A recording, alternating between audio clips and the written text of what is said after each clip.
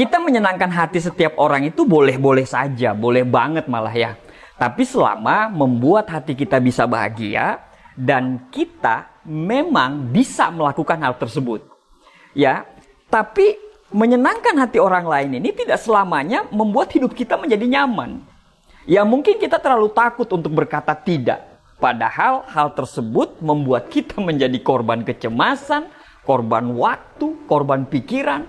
Bahkan nih, karena tidak berani berkata tidak, kita rela berbohong atas nama kebaikan.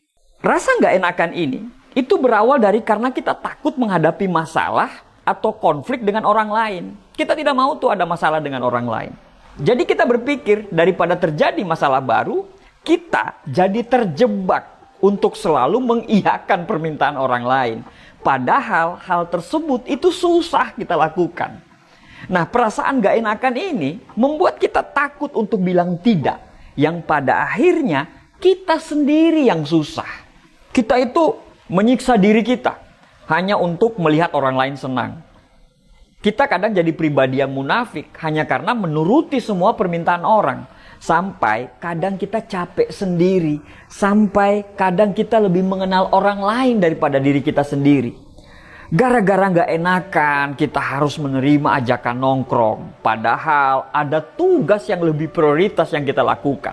Gara-gara gak enakan, kita akhirnya mau diajakin ke tempat yang kita sama sekali tidak suka tempat tersebut.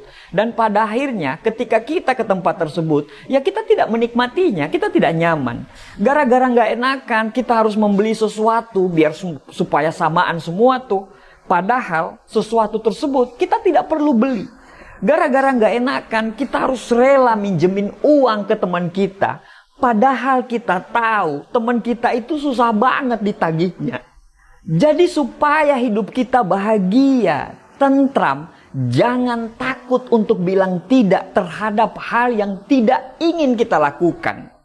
Bilang tidak saat kita fokus dengan kegiatan yang lain, itu bukan suatu yang haram loh. Karena kita juga memiliki kehidupan sendiri yang harus kita urus. Dan tidak perlu melontarkan permintaan maaf berkali-kali karena itu bukan salahmu.